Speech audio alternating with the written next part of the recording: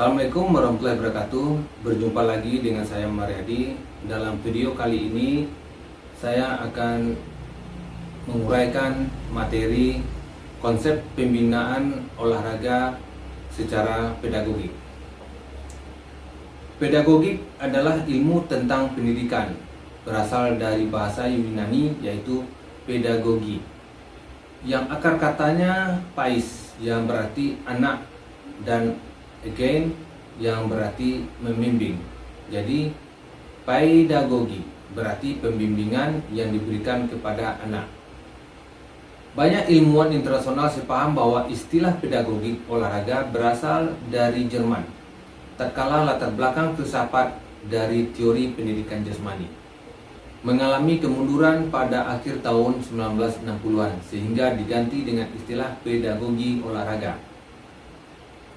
Pedagogi olahraga atau ilmu pendidikan olahraga dapat didefinisikan sebagai bidang teoritikal dari ilmu olahraga yang berhubungan dengan kemungkinan dan batasan pendidikan olahraga.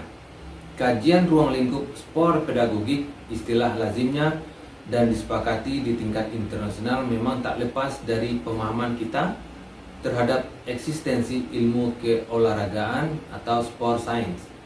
Inti dari pemahaman itu sendiri terdiri dari dua cabang disiplin, di mana olahraga dianggap sebagai sebuah kategori umum dari aktivitas manusia dan dipahami dengan mengacu pada pola dasar kajian seperti biologi, psikologi, dan sosiologi dari cabang psikomotor. Sehingga dapat diartikan bahwa pedagogik olahraga atau sport pedagogik adalah sebuah disiplin ilmu keolahragaan yang melandasi sebuah praktik dalam bidang keolahragaan yang mengandung maksud dan tujuan untuk mendidik.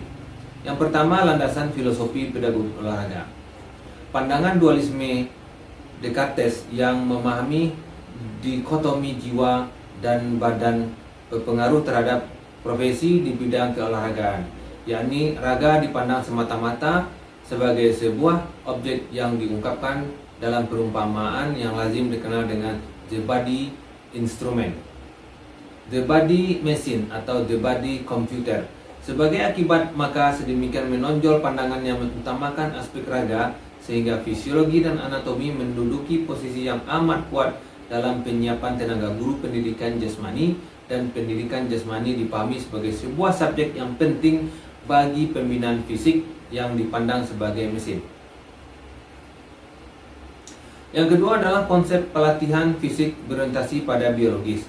Konsep olahraga yang berlandasan pada pemahaman pelatihan fisik biologis berakar pada sistem gimnastik atau senam. Per Hendrik Link memandang perkembangan fisik dapat dicapai melalui gerak yang terpilih dengan baik. Pada awal abad ke-20 sistem ini melandasi sistem pendidikan jasmani di Eropa dan Amerika Utara. Ide itu berakar pada pemahaman bahwa badan itu merupakan sebuah mesin, sebuah instrumen, karena konteks sosial mengandung ancaman terhadap keberfungsian mesin itu, maka kerangka tujuan teoritis adalah subdisiplin biologis medis terkait dengan tuntutan baru yang dibangkitkan oleh peningkatan penyakit koroner dan gerakan pembinaan olahraga sehat. Maka ada kebangkitan pola pikir ini di beberapa negara dengan ciri satu, tujuan dirumuskan dalam istilah efek latihan terhadap unsur anatomi dan fisiologi otot, misalnya peningkatan daya tahan kardiovaskular, flexibility, kekuatan, dan daya tahan. Yang kedua adalah substansi, dijabarkan dalam istilah latihan exercise untuk meningkatkan komponen kebugaran jasmani. Yang ketiga adalah prinsip metodologi, intensitas tinggi, pengeluaran tenaga, dan repetisi yang lebih kerap dari latihan sederhana. Yang keempat adalah orientasi tentang tugas siswa, training task, tugas yang diarahkan agar terjadi adaptasi biologi. Ketimpang sebagai learning task, tugas yang diarahkan untuk membina kompetensi pribadi. Yang kelima adalah evaluasi, berorientasi pada produk dan menggunakan tes baku kebugaran jasmani. Yang ketiga adalah konsep pendidikan melalui gerak atau pedagogi listik. Asal konsep ini bersumber dari filantropinis dan ide Gusmus tentang dan juga aliran Australia dari pendidikan jasmani yang di negara berbahasa Jerman. Konsep ini disebut dengan Bildgut Theoretische.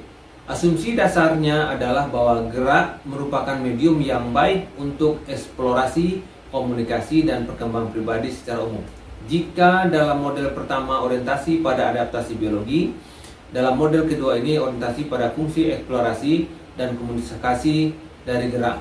Fungsi eksplorasi serta memperluas dunia mereka melalui gerak, menggerakkan dirinya dan memanipulasi lingkungannya. Fungsi komunikasi merujuk kepada kenyataan bahwa manusia dapat berkomunikasi dan belajar peran sosial melalui gerak dan bermain. Kerangka teoritis model ini berlandasan pada fenomenologis, pedagogi, hermeneutik, dan psikologi humanitik.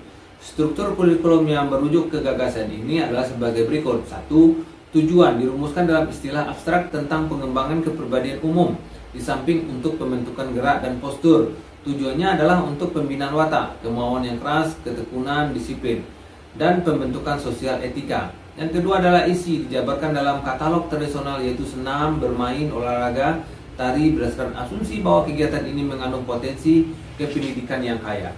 Yang ketiga adalah metodologi, pengorganisasian kegiatan secara tertata dan dalam atmosfer yang baik. Ide tentang pembentukan fungsional building agaknya berpengaruh, yang memahami bahwa hasil pendidikan yang diharapkan dengan sendirinya dapat dicapai dengan cara menata aktivitas gerak dan kegiatan tradisional tadi dalam atmosfer yang baik. Yang keempat, evaluasi bertujuan pada proses berdasarkan kriteria seperti penataan dan sequence atmosfer dan orientasi pada peserta didik, tidak ada perhatian pada hasil.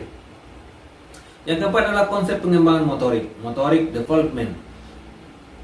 Payne 1995 mendefinisikan perkembangan motorik adalah perubahan tingkah laku motorik yang terjadi karena proses kematangan dan lingkungan.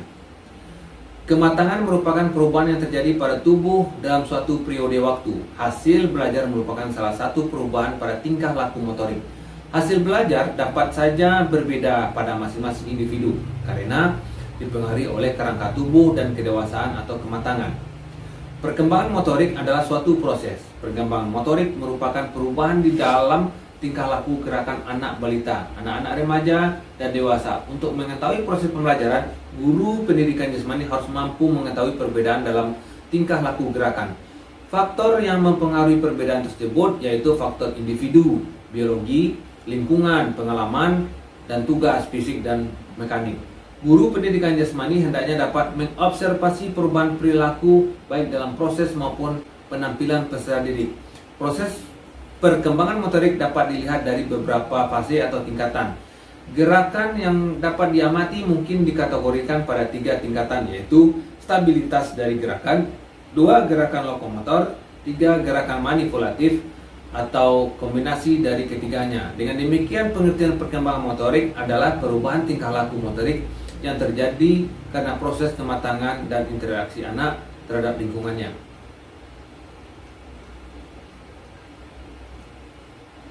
Pada masa ini sangat penting untuk kedepannya peran seorang pelatih, guru pendidikan jasmani maupun orang tua mempunyai andil yang besar dalam menciptakan seorang atlet yang sukses. Pelatih atau guru pendidikan jasmani terlebih dahulu memang harus benar-benar mengetahui konsep dari pertumbuhan dan perkembangan anak. Apabila salah mendidik melatih, maka ini akan berakibat pada pertumbuhan fisik yang salah. Misalkan saja pada usia 7-8 tahun anak dipaksakan berlari 100-200 meter dengan kecepatan yang maksimal. Hal ini akan mengakibatkan pembunuhan karakter pada anak karena pada usia ini kemampuan motorik anak belum mampu untuk melakukan hal tersebut. Apabila penerapannya berbentuk latihannya seperti untuk orang dewasa, maka akan terjadi inharmonisasi pada faktor fisiologi, fisik, sebagaimana dalam fisiologi dan fisik ini akan berpengaruh pada pertumbuhan anak. Pelatih harus mempunyai kemampuan merencanakan program latihan yang tepat pada setiap individu. Tiap atlet adalah berbeda dalam kepribadian, karakter fisik, perilaku sosial, dan kapasitas intelektual. Secara spesifik, struktur dari program latihan harus bermakna bagi atlet, baik secara objektif maupun subjektif melalui pengamatan. Dan yang paling penting adalah memahami konsep pertumbuhan dan perkembangan motorik dari atlet tersebut.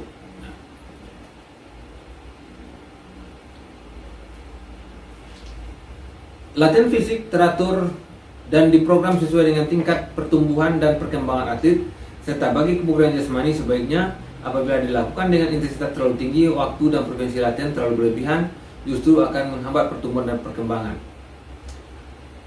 BOMPA tahun 1994 mengungkapkan tujuan latihan terhadap pemula 6-10 tahun adalah latihan fisik dan teknik. Yang kedua, mengembangkan struktur tubuh yang harmonis. Yang ketiga, mengembangkan daya tahan aerobik, mengembangkan konsentrasi, imajinasi, disiplin, kemauan, dan keinginan yang kuat. Kemudian yang keenam, tidak banyak mengambil bagian dari kompetisi, menghindari tekanan tentang peran dan kemenangan. Yang ketujuh adalah volume jam latihan tiap tahun seharusnya di antara 100 sampai 300 untuk berapa. Nah, BOMPA juga mengungkapkan metode latihan yang digunakan pada tahap pemula adalah dilakukan dengan teknik lari, lompat, melempar sederhana. Misalnya, fishball. Nah, dikembangkan dengan tingkat keterampilan berenang, senam, bersepeda, dan ski. Prinsip-prinsip yang perlu diperhatikan dalam memberikan latihan fisik bagi individu yang berbeda dalam fase pertumbuhan adalah sebagai berikut. Yang pertama adalah latihan hendaknya bisa memberikan rangsangan kepada sistem organ tubuh secara berseimbang. Yang kedua, fisik yang baik bagi anak sangat mungkin terancam dalam program olahraga yang melibatkan tekanan psikologis yang tinggi, khususnya tekanan dari pelatih, orang tua, dan teman sebaya. Yang keenam, harus diberikan perhatian yang besar dalam mengatur program olahraga kontak tubuh bagi anak-anak. Yang keempat, pertandingan pada olahraga tertentu harus diatur sedemikian rupa untuk mencegah latihan individual berlebihan. Yang kelima adalah latihan fisik dilakukan dengan berbagai bentuk gerakan yang melibatkan otot-otot secara keseluruhan. Dan yang keenam, latihan berbentuk gerakan meloncat di tempat yang terlalu keras dapat merugikan terhadap pertumbuhan, baik merusak sendi, lutut, ataupun lolos tulang belakang. Nah, demikianlah tugas video kali ini. Mudah-mudahan bisa bermanfaat bagi kita semua. Saya akhiri dengan billahi taufiq wal hidayah. Assalamualaikum warahmatullahi wabarakatuh.